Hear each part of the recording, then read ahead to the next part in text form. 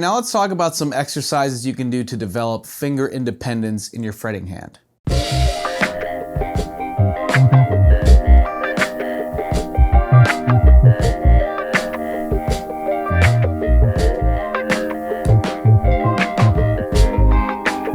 Now, finger independence is important for obvious reasons, but I'm going to show you an exercise that you've probably already seen. It's one of those exercises that is pretty much universally taught by guitar teachers worldwide.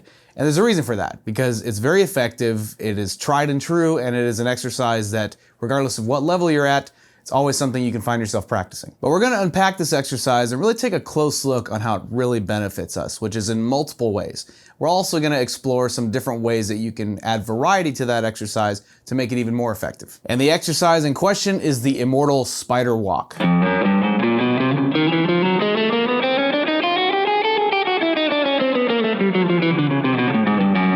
I'm sure you've seen that exercise a million times. I'm sure you've seen it taught on YouTube or by your local guitar teacher. Again, there's a reason for that. It's a very effective exercise. So let's talk about exactly how it's effective, especially when it comes to finger independence. So it's not really just about the fact that you're using all four of your fretting fingers and you're just moving in this kind of linear up and down and then just moving up the neck. I mean, this exercise, like I said, has a multitude of benefits, but it all comes down to in how you actually execute this spider walk exercise.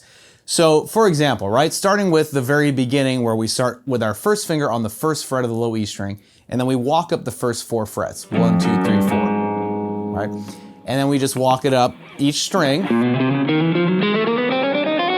And then once we've reached the high E string, what we do is we shift up a fret and then we do a descending, right? And then essentially just starts over and it just repeats as long as you want to walk it up the fretboard. So let's talk about actually executing this and getting the maximum benefits from it for your finger independence. Because a lot of times I'll see guitar players, you know, they'll employ this exercise, but they'll play it like this, like, and it's just way too much movement. That's just very unnecessary, right? And in fact, you're going to actually be tiring yourself out a lot quicker by doing that.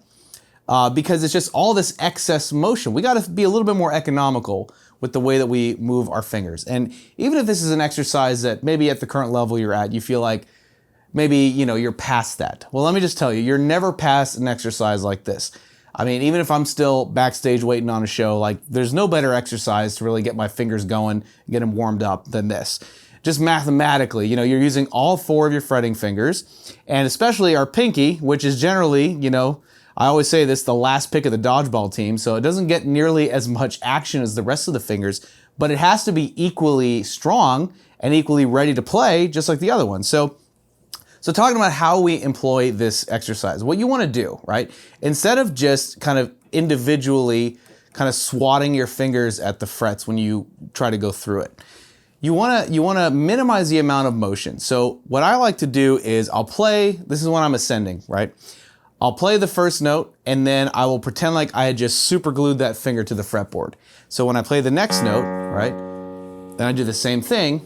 It's like they're kind of stuck there, right? And then now that I have all 4 in place, it's not like I went like this, right?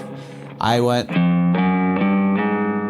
which is a lot less movement, right? You can see there's a lot less going on by way of movement there. But I'm still, I mean, not only am I really exercising the independent, autonomous movement of each finger, I'm also building dexterity in my hand by holding that stretch position. So, you know, if it's something you've never done before, it might feel a little uncomfortable at first, but that's just because your hand is getting used to being, you know, stretching like that. And this is exactly why it's important to always play the exercise like this when you're going up, see? And then when you move up to the next string, you do the same deal. So you're truly walking your fingers up like that with very minimal movement. And then when we move up to descend, right, with this pattern, we're actually going to start like we've already glued those 4 fingers and then just kind of release them one by one.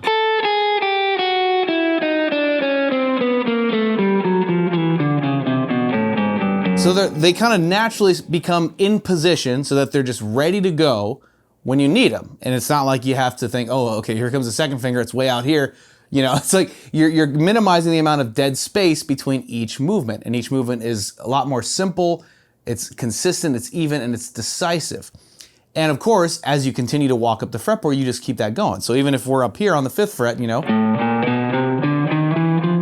just keep it like you're gluing those fingers to the frets. Now when you move up, right, you're kind of holding that position, you shift it up a fret.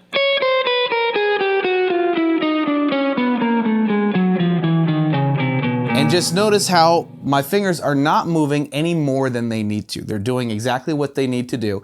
And what that's doing is it's conserving a lot of energy. So that way I can just continue to walk up the fretboard and I can, you know, really go for longer with this exercise, whilst also maintaining the fact that I'm building that dexterity, that stretchability that's going on that might be a little uncomfortable at first, which is why it's especially important that you conserve as much energy as possible so you can contribute everything to just building that simple finger independence whole thing. And by the way, when it comes to your picking hand, this is the perfect exercise for alternate picking, right? We're doing 4 notes per string.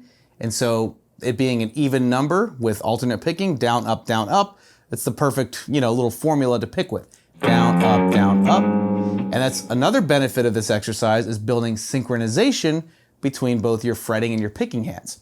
And so that's another reason why the way you move with your fretting hand is important, because if you're just kind of flailing your fingers about and moving more than you need to, you're risking that loss of synchronization with your picking hand, you know? Because I can't tell you how many times I'll see this, like it's like where it's just out of whack, you know? So the solution is actually to really simplify it and just think of it that way. You're gluing your fingers to the fretboard every time you hit those notes and giving you time to just evenly, and then think about the down, up, down, up, down, up, down, up, right? And then same deal when you're descending. So this is the perfect opportunity for you to police yourself, especially if you're having to break some bad habits of how you approach this exercise. Or if this happens to be the very first time you encounter this exercise, you now have the proper way to start it that's going to really give you the most benefit. Now there is a variation to this exercise. I like to call it the drunken spider walk. That's a bit more challenging, but it's going to be especially useful for building that finger independence, right? Because with the original spider walk, we're going in this sort of, you know, one path, 1, 2, 3, 4 with our fingers. But if we were to stagger that order and do it like this, like 1, 3, 2, 4, then we got to think a little bit more, right? That's especially why it's important to have that economy of motion in our fretting hand, because the less we have to worry about what our fretting hand is doing gives us more room to think about, you know, each move that we're trying to make, especially with the drunken spider walk. So with this exercise, we're going 1, 3, 2, 4. And then that's the same thing going up and down all the strings.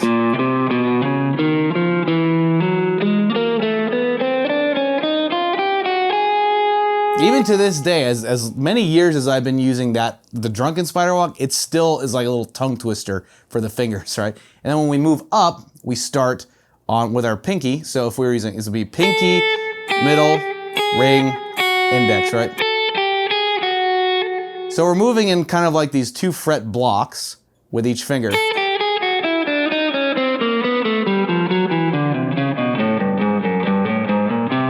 Right? So as we continue to ascend,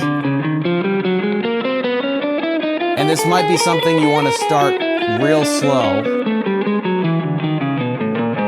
right, to give yourself time to think. So, and that's another thing too, like this is not one of those exercises where you get to just blaze through it. Obviously, it's a great one for building up speed, but what's most important, more than anything that has to do with playing fast, is being as precise as possible. And in order to reach that point, you're gonna have to start slow. So you wanna find let's say the quickest tempo that, you know, for you to play it perfectly, which in the beginning is gonna be pretty slow, right? So if you're running your metronome, it might be like 40 BPM or something. A really slow tempo, just to give you time to think and just really execute that proper economy of motion, right? Get comfortable with that at the slow tempo, and then just start bumping it up little by little. I usually go by the rule of increments of 5 beats per minute. So if you start at 40 beats per minute, you get comfortable doing that. let's say just walking from the 1st fret up here to like the 7th fret or something, right? You do that, and then you're like, okay, cool, I got it. I'm comfortable with it. I'm not making as many mistakes. Now you can bump it up by 5. And then over the course of weeks and a few months, you'll see a huge quantum leap in not only your speed, but in your precision as it's maintained throughout the speed that's being built. Because you don't want to get faster and sloppier as a result. You want to maintain that precision so that you're able to play cleanly and not like you're just, a little too big for your britches. So I want to conclude by recommending that this exercise, just make it part of your warm-up routine, like from now on. It's not, it doesn't require a whole lot of thought, doesn't require a whole lot of time. It's even one of those exercises where you can just be sitting on your couch, watching TV with your kids, and then just without even thinking, you're just kind of playing it, right? I do that myself all the time, and it's great because it's, especially as you get comfortable with it, becomes this kind of mindless exercise, but it's extremely effective, for building that finger independence. So if you were to run, let's say, through the spider walk normally, let's say walk it up to like the 12th fret, right? And then do the drunken spider walk. And you might have to start slower with a slower BPM with the drunken spider walk when you're practicing it to a metronome. But if you're practicing it just without any of that, you want to focus on being even, right, with your timing. So if you can't like tap your foot or something with it, just again, start slow and then just let yourself, give yourself time to think and make your moves as you're going through it. And then as you get more comfortable with it, then again, like I said, just start to slowly increase the speed. And be patient with yourself, because this is definitely one of those things where it's not going to happen overnight, but it could happen a lot quicker than usual if you actually stick to this particular exercise done in this particular way.